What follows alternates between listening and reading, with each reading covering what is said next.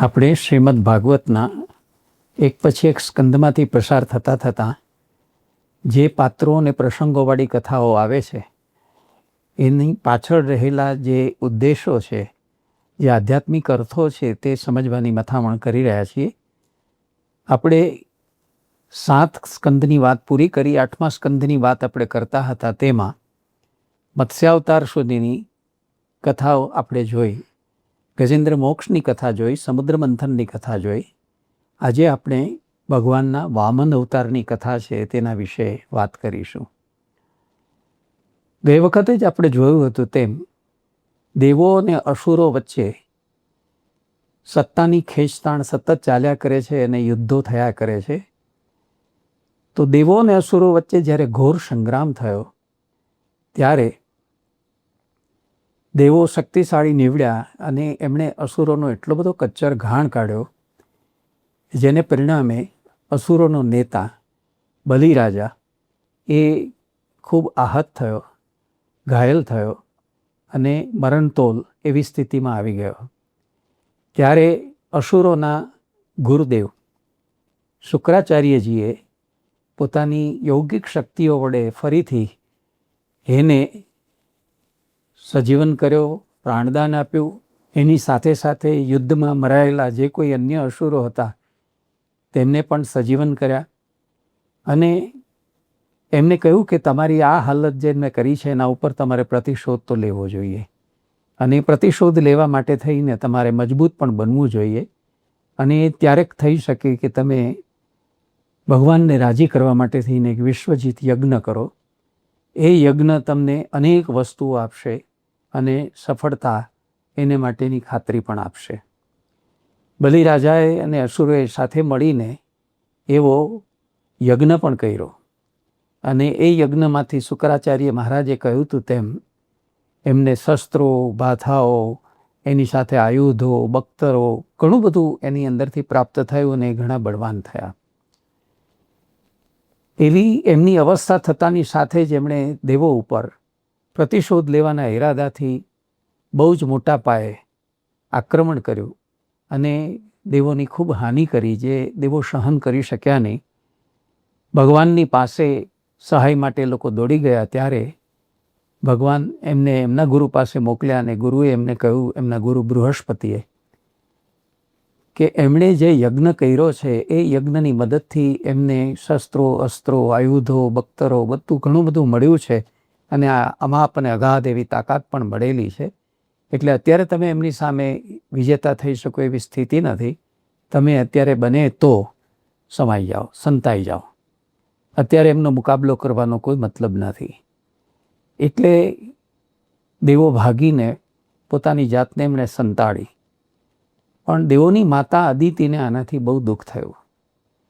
એમને થયું કે મારી જ બહેન દિતિના પુત્રો જે દૈત્યો છે, અસુરો છે, તેના વડે મારા પુત્ર છે એનો આટલો પરાજય ખમવાનો વારો આવે અથવા એમની આ અસહાય દશા થઈ જાય, કેવી રીતે ચાલે?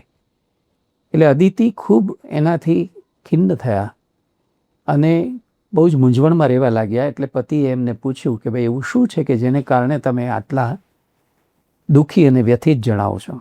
ત્યારે એમણે કહ્યું કે અમારા પુત્રોની હાલત મારાથી જોઈ નથી જતી. મારા પુત્રોને ફરીથી પાછું સ્વર્ગનું રાજ્ય મળે અને એમને સર્વસત્તાધીશપણું મળે એવું થવું જોઈએ. અત્યારે એમની સ્થિતિ બહુ જ ખરાબ છે, એ મને બહુ દુઃખદ લાગે છે.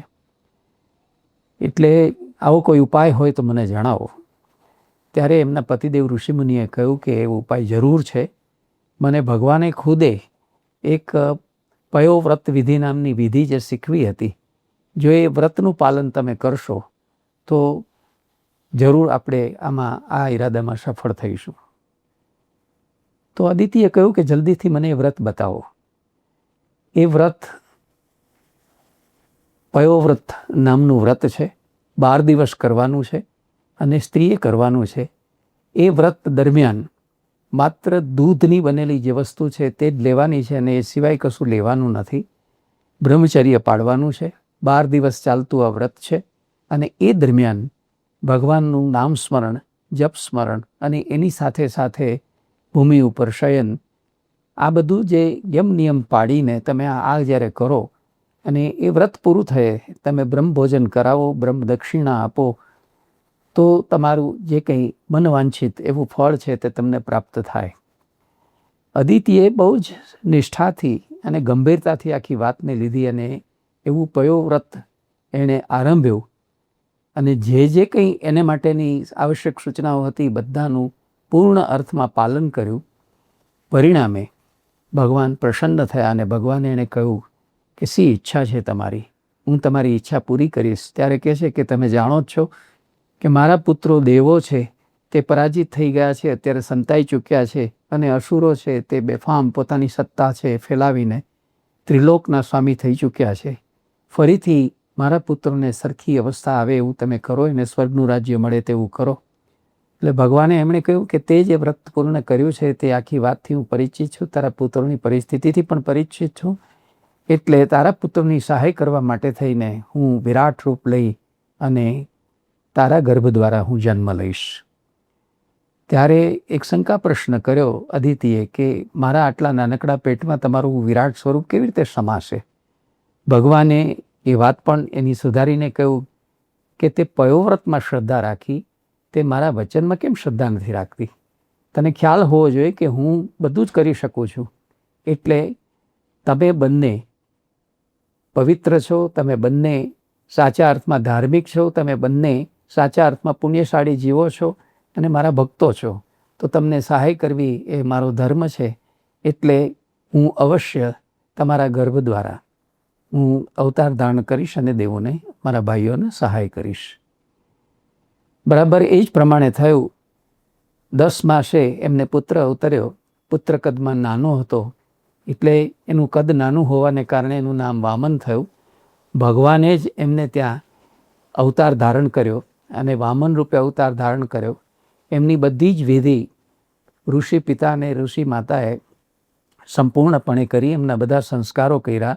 પુંસ્વન સંસ્કારથી માંડી, ગર્ભાધાન સંસ્કારથી માંડી, નામકરણ વિધિથી માંડી બધા સંસ્કારો કર્યા અને જે કંઈ જરૂરી હતું એને માટે બધું કર્યું.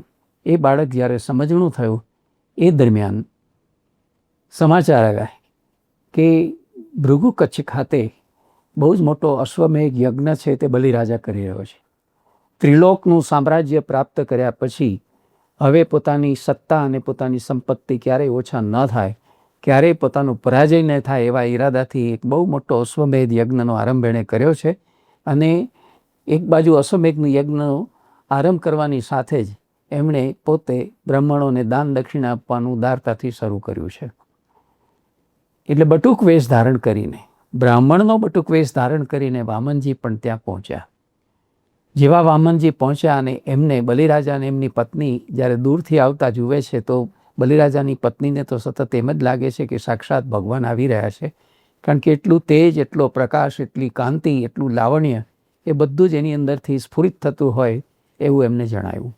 એમણે પતિને વાત પણ કરી, પણ એની પાસે જ્યારે આવ્યા ત્યારે વિનય વિવેકપૂર્વક એમનો આદર સત્કાર કર્યો. રાજાએ એને પૂછ્યું કે હે બ્રહ્મદેવ બટુક, તમે દૂરથી આવતા લાગો છો, શું ઈચ્છા છે તમારી, શું જોઈએ તમારે? જે જોઈતું હોય તે હું આપવાને માટે તત્પર છું. ત્યારે કહે છે મેં દૂર દૂર તમારી ખ્યાતિ સાંભળી, તમારા વંશની ખ્યાતિ સાંભળી. તમે પ્રહલાદના કુળના છો.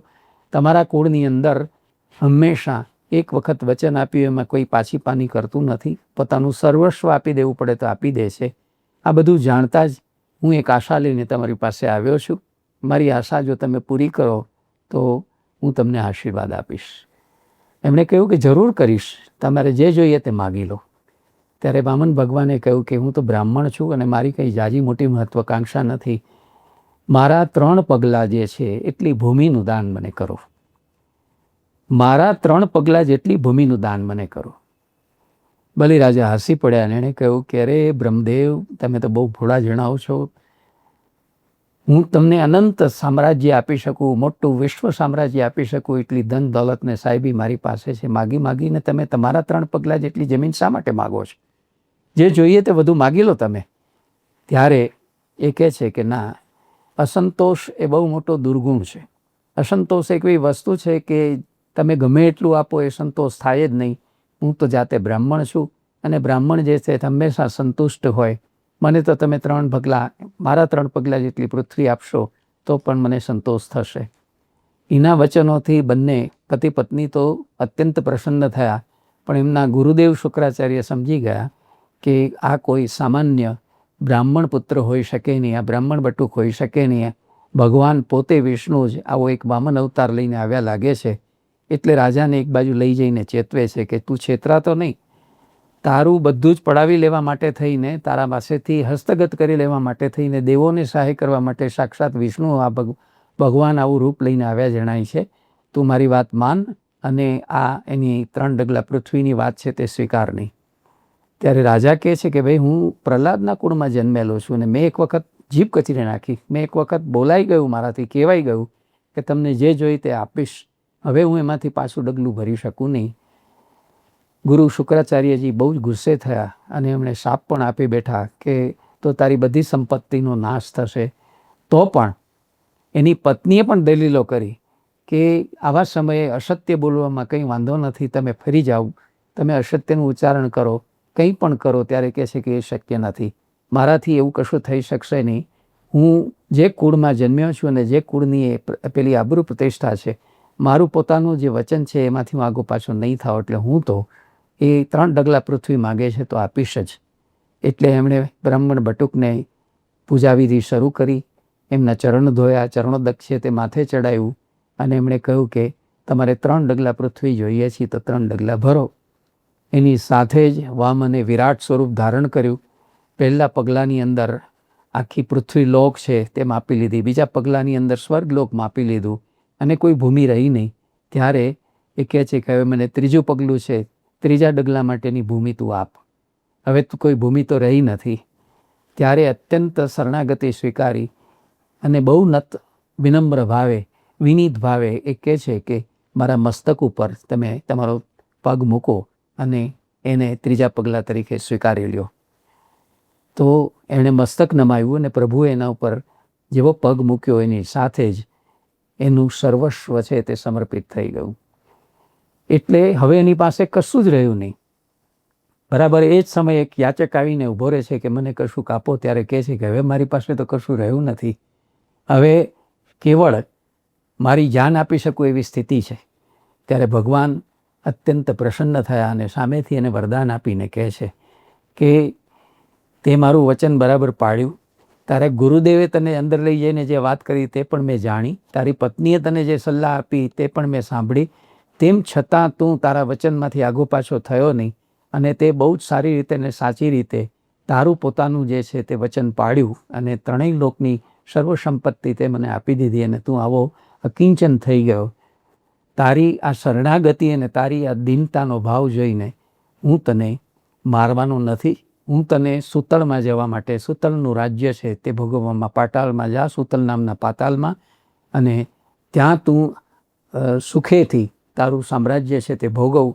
હું તારા દ્વાર ઉપર દ્વારપાળ રૂપે તારી ચોકી કરીશ અને તારા સુધી કોઈ હરીફોને પહોંચવા નહીં દઉં. આવી બલિરાજાની આખી કથા છે તે ભાગવતની અંદર આવે છે. શા માટે આવી કથા આવી હશે અને આવી કથા મૂકવા પાછળનો હેતુ શું હશે? કોણ છે આ બલિરાજા? કોણ છે આ વામન? આ 3 પગલાં પૃથ્વીને દાનમાં માગવું એટલે શું? કયા 3 પગલાં? કયા 3 લોકની આ વાત છે?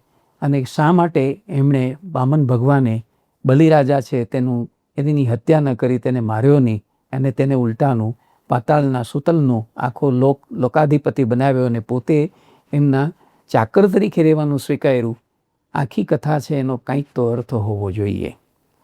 આમ એમ કહેવાય છે કે આ ઐતિહાસિક ઘટના છે. ઐતિહાસિક હોય કે ન હોય આપણે જાણતા નથી, પણ એ કથાની પાછળ ઊંડા આધ્યાત્મિક અર્થો પડેલા છે. એ જરા ખોલીને આપણે જોઈએ તો આપણને સમજાશે કે એની પાછળ બહુ જ ઊંડી વાતો છે. સૌથી પહેલી વાત એ સમજવાની છે કે બલિરાજા એટલે કોણ? બલિરાજાનો અર્થ તાત્વિક રીતે જોવા જાઓ, આધ્યાત્મિક રીતે જોવા જાઓ તો મનુષ્ય જીવનની અંદર દેવ, દાનવ કે મનુષ્ય, એની અંદર કોઈ બળવાનમાં બળવાન તત્વ હોય તો તે અહંકાર છે. અહંકાર એ સૌથી મોટો બલિરાજા છે. અને એ જ્યારે સર્વ જે યજ્ઞ કરે છે એનો અર્થ એ છે કે મનુષ્ય જીવનની અંદર જે કંઈ આપણા જીવો છે તે બધાની વૃત્તિઓ તેની સેના રૂપે કામ કરે છે અને એટલે આ શક્તિ એટલી બધી ઉગ્ર અને તેજસ્વી થઈ જાય છે. આવી અહંકારની જે વૃત્તિ છે તે 3 પ્રકારની હોય છે: સાત્વિક અહંકાર, રાજસી અહંકાર અને તામસી અહંકાર. તો આપણે જોઈએ છીએ કે અગાઉના જે અવતારો ભગવાને લીધા, દાખલા તરીકે હિરણ્યાક્ષ છે, એને મારવો એટલા માટે પડ્યો કે તામસિક અહમવૃત્તિ હતી, એટલે એને તિમિરના અંધારાની અંદર ભગવાને માર્યો. હિરણ્યકશિપુ છે એ રાજસી એવી અહમવૃત્તિ હતી, એટલે એને નહીં દિવસે નહીં રાત્રે, નહીં જાહેરમાં નહીં ખાનગીમાં, એવી રીતે ભગવાને એની હત્યા કરી.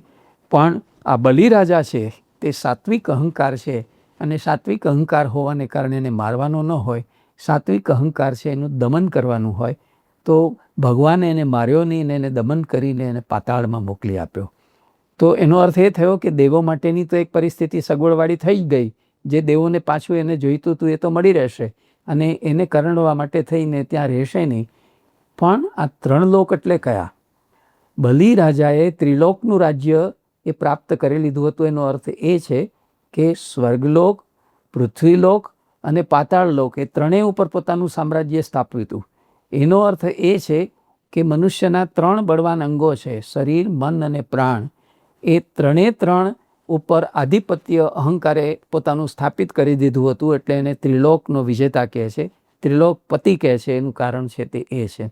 શરીર, મન અને પ્રાણ ઉપર જ્યારે અહંકાર સવાર થઈ જાય ત્યારે કેટલો મોટો મદોન્મત થઈ જાય, અને કેવો મોટો અનર્થ સર્જે એ આખી વાત સમજાય એવું છે. તો ભગવાને એની ઉપર કૃપા કરી એટલા માટે, એની હત્યા ન કરી એટલા માટે કે એક તો એ સાત્વિક અહંકાર હતો, એણે પાછી પોતાના વચનમાંથી પીછેહટ ન કરી. ગમે તે એના ગુરુએ ચેતવ્યા, એની પત્નીએ ચેતવ્યા, છતાં પણ ન કરી. પોતાનું મસ્તક ધરી દીધું, અને એમ કરીને દીનતા, નમ્રતા, વિનમ્રતાનો ભાવ આખો પ્રગટ કર્યો, અને શરણાગતિ સ્વીકારી પ્રભુની. એટલે જે પોતાના શરણે આવે છે પ્રભુ એની હત્યા કરતા નથી, એનું રક્ષણ કરે છે. પણ એને સૂતળની અંદર મોકલ્યા, એટલે એને પાતાળમાં મોકલીને દેવોનો માર્ગ ખુલ્લો કરી દીધો. પણ પોતે ત્યાં દ્વારપાળ રૂપે ચોકી કરવા રોકાયા. એનો અર્થ એ છે કે અહંકારનું એક વખત નિમ્ન કક્ષાએ મોકલી દીધા પછી, એનું દમન કરી નાખ્યા પછી પણ પાછું ક્યારેય માથું ઉચકે ન ઉચકે કહી શકાય નહીં. એટલે દમન ફરીથી પાછો બળવાન ન બને, અહંકાર ફરીથી બળવાન ન બને, એને દમન એની ઉપરનું છે તે બિન અસરકારક એવું ન બની જાય, એટલા માટે એની ઉપર ચોકી રાખવી જરૂરી છે. એટલે ભગવાને એને દ્વારપાળ થવાનું સ્વીકાર્યું. પાછળથી એવી પણ કથા આવે છે કે રાવણ એની ઉપર ચડાઈ કરીને આવ્યો ત્યારે ભગવાને એને પણ પડકારીને એને પહોંચવા ન દીધો બલિરાજા સુધી, અને એનું રક્ષણ કર્યું.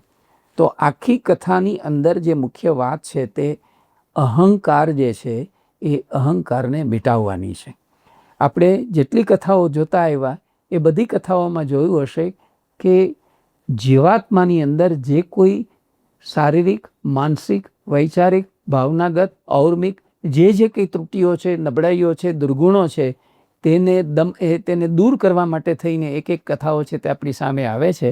અને સૌથી મોટો મહિમા છે તે ભગવાનનો દર્શાવે છે કે જો ભગવાનને શરણે જાઓ તો ભગવાન તમને એ બધામાંથી મુક્ત કરીને તમારો કેવડો મોટો લાભ કરી આપે છે. તો વામન અવતારની જે કથા છે, કોણ છે આ વામન અને કોણ છે વિરાટ? વામન એ જીવાત્મા છે અને વિરાટ તે વિષ્ણુ પોતે છે. તો વામનમાંથી વિરાટ થયા એનો અર્થ એ છે, આખી કથાનો સારાંશ એ છે કે પ્રત્યેક જીવાત્મા પોતે જ પરમાત્મા છે. એ જો પોતે ધારે તો એ જીવાત્માથી મટીને પરમાત્મા સુધી પહોંચી શકે એટલી એની અંદર અંતર્નિહિત પડેલી તાકાત છે. મનુષ્ય એ સમજતા નથી, અને મનુષ્ય તૃષ્ણાઓનો, મનુષ્ય મોહનો, મનુષ્ય માયાનો ભોગ બની જાય છે, અને પોતાના અસલી સ્વરૂપની, પોતાના અસલી સ્વભાવની, પોતાના અસલી સ્વધર્મની અને પોતાના અસલી સ્વકર્મની આખી વાત છે તે વિસરી જાય છે. તો બીજી ઘણી કથાઓની જેમ આ વામન અવતારની કથા પણ આપણી સામે આ એક વસ્તુ બહુ સ્પષ્ટ રૂપે મૂકે છે કે જીવાત્મા અને પરમાત્મા બે જુદી વસ્તુ નથી. વ્યક્તિગત ભૂમિકાએ એ આત્મા રૂપે છે અને સમષ્ટિગત ભૂમિકાએ પરમાત્મા રૂપે છે. બંને જગ્યાએ એક જ ચૈતન્યનો વિલાસ છે, અને એ ચૈતન્યમાં કોઈ ભેદ નથી, કોઈ દ્વૈત નથી.